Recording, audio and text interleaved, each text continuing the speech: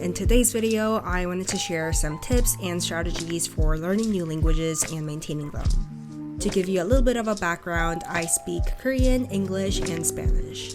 I moved to the US from Korea when I was 10 years old, so my first language is Korean and my second is English. Around 7th grade, I started learning Spanish and continued to take it in high school, but forgot a lot of it in the past year, so I'm trying to get back into that. In terms of proficiency, I would say I'm most comfortable in Korean and English, and I'm in the maintaining phase for these two, but less comfortable with Spanish and hope to work on it in the future.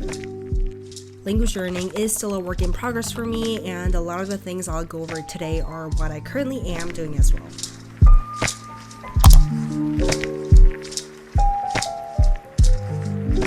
When we first start with a language, a lot of us start by learning vocabulary, which I think makes total sense.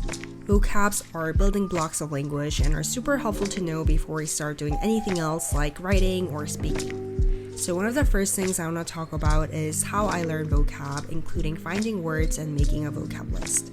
What I used to do when learning English, which was really not a good idea looking back, was trying to memorize the entire dictionary.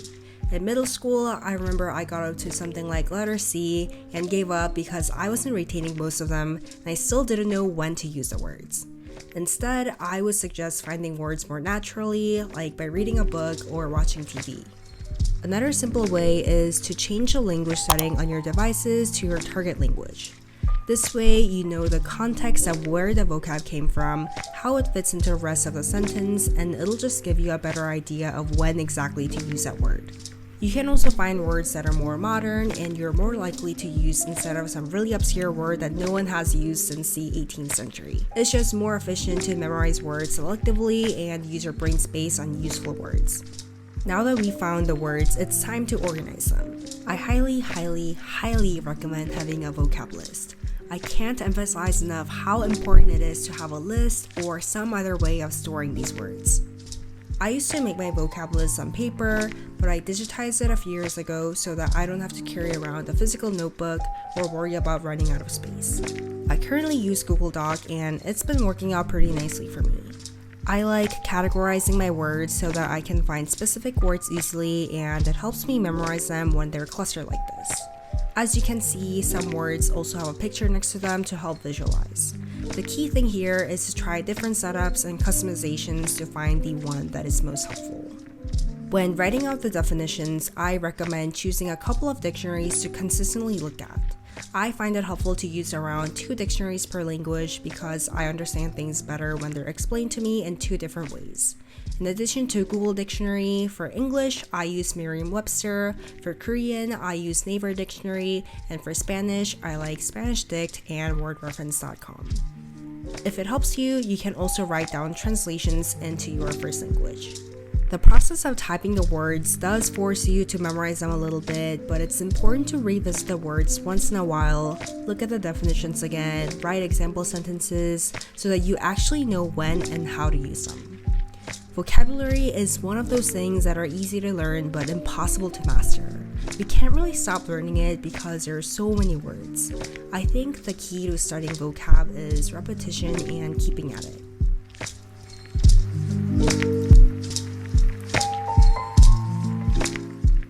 When I'm self-studying, I usually don't use a specific textbook or a workbook because there's so much material online nowadays. Many of the resources I use are the dictionaries I mentioned before. A lot of dictionaries have other features like practice tools or articles with grammar explanations. I usually read books and articles and watch videos to pick up on a language and look up phrases and pronunciations on a dictionary. But when I need to work more on a specific topic, vocab, or grammar, I go on different websites and apps like Quizlet, conjuguemos.com, and SparkNotes. I really like these tools because they're very targeted and offer specific help to whatever you're struggling with.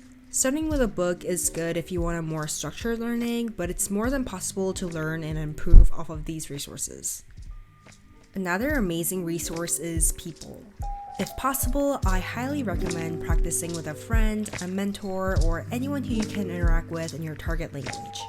I know this may not always be an available option, but something great about technology is that you have different ways of finding those resources. One of the tools in this case I think would be helpful is italki. italki is also our sponsor today, and here is a brief message about them. italki is an online language learning platform that connects language learners with teachers all over the world through one-on-one online lessons. They currently offer learning opportunities in more than 150 languages with 20,000 tutors who are native speakers and professional teachers. Because there's a large and diverse pool of teachers from all over the world, you can find and work with ones from the cultures or with the dialects you want to learn more about. As I mentioned before, I think having a guide or a coach to help you along the way can be really helpful. Practicing with another fluent person is one of the best things you can do to improve your speaking and grammar, as you can look to them as models and get real-time feedback. One really convenient feature of italki is that there's no rigid schedules or fixed fees, which means that you can study at your own pace without a strict time commitment. I think this feature is especially useful if you're a college student or someone with a busy or unpredictable schedule, as you can set your own lesson times. italki is not a subscription-based service, and you pay per lesson, so you can attend lessons anytime online. I'm putting a link to sign up for free in the description, so you can check that out after the video if you're interested. Another special event I want to bring to your attention is language lessons for kids and teenagers. italki is partnering up with tutors who can teach 5 to 17-year-old students in Chinese, Spanish, and English. Again, feel free to check out the link below to find out more about this.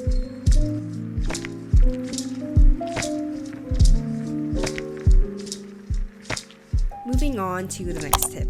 If you do take something away from this video, which I hope you will, let it be this phrase: fake it till you make it. Learning a language essentially is imitation. We're replicating how people sound and how they communicate. Although there's a big emphasis on speaking and writing when learning a language, I think it's super important to listen and observe before you do anything else. When we're trying to imitate something, we have to really look at and analyze it first. This can come from reading books, watching a movie, watching YouTube, or anything that exposes you to that language. This is also where you can spice things up and make them more fun.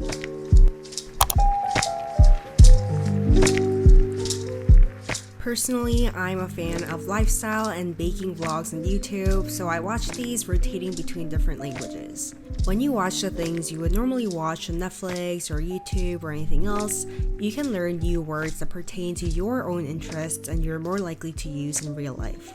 If you're learning Korean, watching K-dramas can be both entertaining and educational. They often use realistic and everyday language, so I would suggest checking that out if you haven't already. I find videos and shows helpful in improving my pronunciation as I'm exposed to how native speakers sound. At first, you can turn the subtitles on to help with comprehension, and eventually you could try turning them off to see how much you understand. Another one is listening to songs in different languages. It's really hard to pick up the lyrics at first, but it does help open up your ears to what the language sounds like. If you really like a song, you could try memorizing or translating the lyrics for a more active learning. Reading your favorite book in another language is a great exercise if you have more time. I started reading 1QA4 in Spanish as Murakami is one of my favorite authors and I'm pretty familiar with the plot. When I'm reading in general, I try to keep a balanced ratio of the languages that I read in. For every English book, I might read a Korean book or something like that. With Korean, I also read webtoon, which are online comics. Lastly, social media is a great tool. You could follow celebrities and accounts that tweet or post in the language you want to learn. It's hard to know what people these days actually talk or text like just from textbooks and educational material, so social media can show us a more realistic usage. And it's just a really good way to learn more about their culture as well.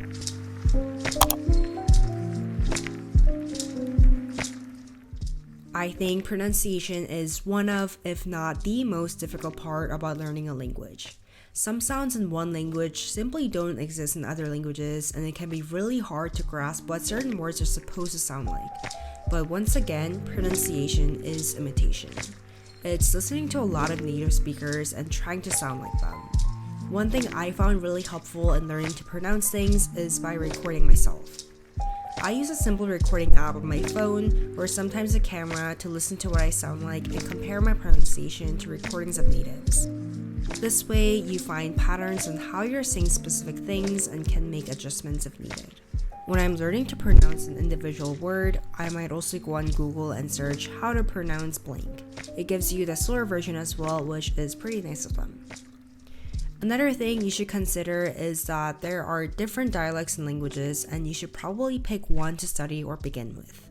Sometimes even the grammar and spelling can change with different dialects within the same language. This could look like using the same dictionary consistently or watching media with the same dialect across. I would say stick with one, really master that one, and if you want to branch out to other regions, feel free to do that after.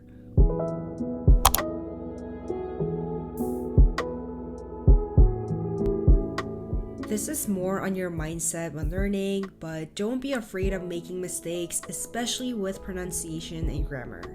The more mistakes you make, the more you learn, and this is really painful and embarrassing at the time, but the worse a mistake and the more times you make that mistake, the better it sticks in your mind. I myself have made some traumatizing mistakes before, and after that, I usually don't make the same mistake again because it's literally tattooed on my brain. The moral of the story is that before getting it wrong and getting told that it's wrong, you're not gonna know that it's wrong. I think it's actually better to make more mistakes because then you'll have the chance to correct any possible misconceptions. Learning a language is almost like a process of elimination. What Google Translate and books tell us can be really general, so the only way for us to really realize how and when to say something is by trial and error and human feedback.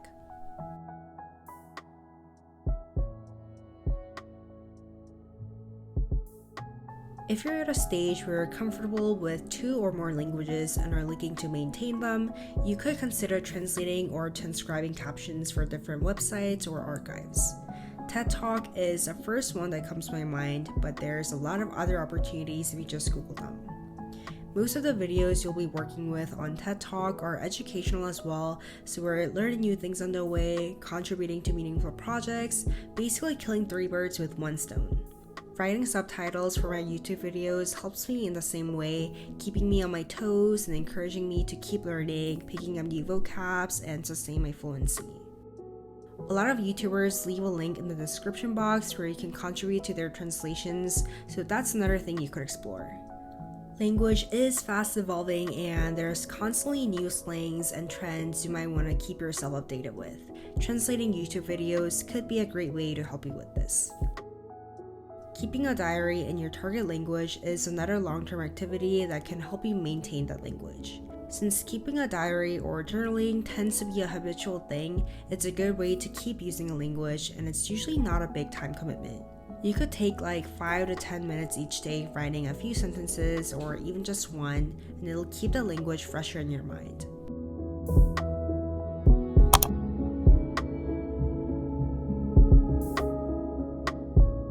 Lastly, it's super important to stay motivated and excited about learning a language as it can be a long process and there's gonna be times when you aren't picking things up as fast as you'd like. To keep yourself engaged and motivated, it helps to keep thinking about why you want to learn this particular language. Have a specific goal in mind, maybe you want to study or work abroad, travel without language barriers, or learn about a new culture. For me, most of my motivation came from wanting to read books in other languages and being able to talk with my peers and others around me more fluently. It also helps to break down those goals, which can be pretty broad and long-term, into smaller steps. This could look like watching a movie without subtitles, holding up a short conversation, reading a book, or keeping a diary in that language. I think it's important to pursue smaller short-term goals to allow yourself to feel a more immediate gratification, all the while still having your final goal or dream at the back of your mind. This concludes today's video on ways to learn languages more effectively. I hope this was helpful, and another shout out to italki for sponsoring this video. See you next time!